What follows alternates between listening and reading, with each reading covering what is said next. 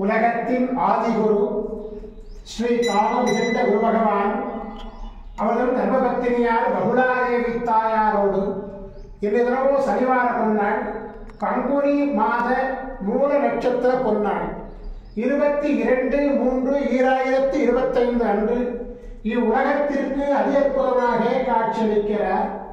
உலகாதி குருவே, உலகாதி குருபத்தினியே, உங்கள் இருவரையும் இன்று மனதார துதிக்கக்கூடிய அனைத்து குழந்தைகளுக்கும் கருணை கூர்ந்து பரிபூர்ண குருவருடைய ஆசீர்வாத நலன்களை